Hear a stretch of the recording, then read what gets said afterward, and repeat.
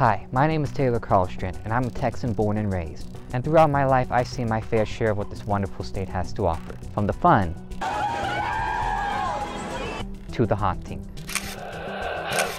And yet, even after visiting a real-life castle in our previous episode, I still find myself wanting even more. Which is why, for our second episode, we're heading to Navasota, Texas to visit the St. Francis Wolf Sanctuary. So strap yourself in for the ride. This is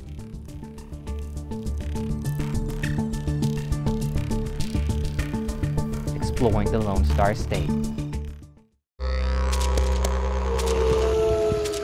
If you're in Navasota, Texas and hear something howling at the full moon, don't worry, it's not a werewolf. It's probably just one of the wolves at the St. Francis Wolf Sanctuary. Well, here at St. Francis we have 6 wolves, 6 wolf dogs, and one very special animal called a dog. He's been raised by our wolves, so he really thinks he's a wolf himself. They are all subcategories of the gray wolf, so they're all either timber, Arctic, or black phase wolves, and they range between 2 to 13 years old. Founded by Jean Lefevre, this sanctuary houses and takes care of the wolves, each one as stunning as the last. It's very interesting to work with these guys. They have different personalities of their own, they have different tastes, and they have their own good days and bad days, so it keeps things interesting.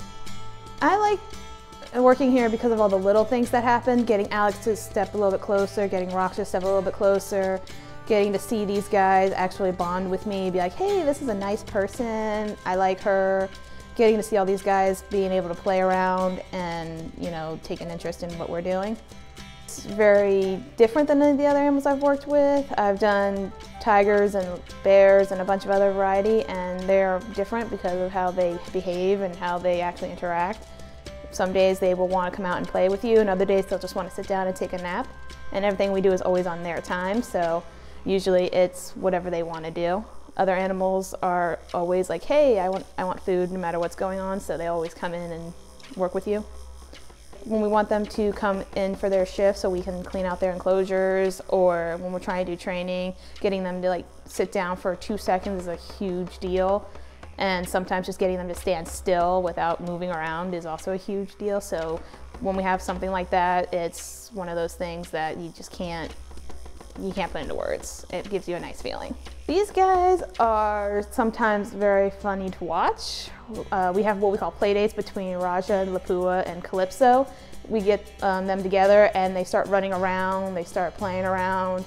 They sometimes trip over themselves and the other one comes rushing over to them, so getting to see that is always nice. McQuaid likes to play stalk with us. It's a game that once we run around, he'll start pacing the fence line with us and he'll chase us. And then as soon as we're done, we start chasing him and he actually plays with it. He'll jump around to us and then he'll run away from us. And then when he sees us stop, he'll turn around and be like, come on, let's keep going. And usually that tires both of us out. Typical day is the keepers will show up and are greeted always by a howl, letting everyone know that, hey, they're here, food's coming.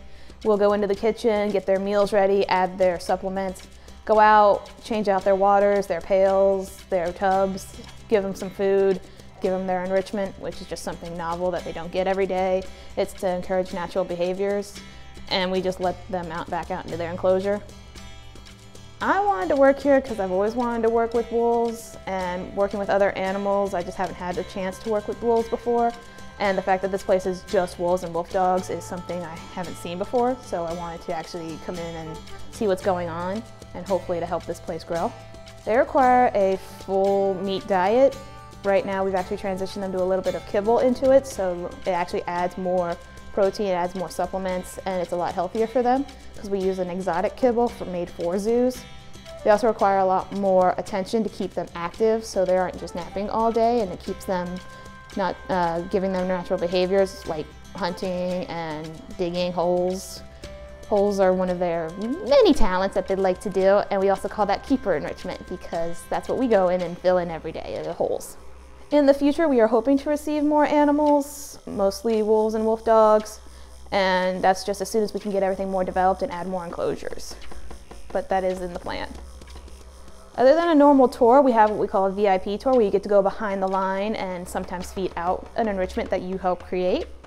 And then other than that, you have what we call a howl night. They are where you can receive a normal tour. Then you go roast marshmallows and hot dogs, and you get to listen to another keeper talk. And added to that, if you choose, you can also camp out with our wolves, and you will hear them howl all night long. And before the tour ends, the human pack usually howls and the wolf pack will howl back. And we also have 3 festivals throughout the year. We have their birthday party in spring, because all wolves are born in spring, so we just make a huge party for them. And we have a Halloween howl night, so people dress up in Halloween costumes, they come out, we have a contest, we can have their photos taken, and you listen to all kinds of keeper talks. And we have this Festival of the Wolves also in October, where again vendors will come out, food vendors, and it's just a great time.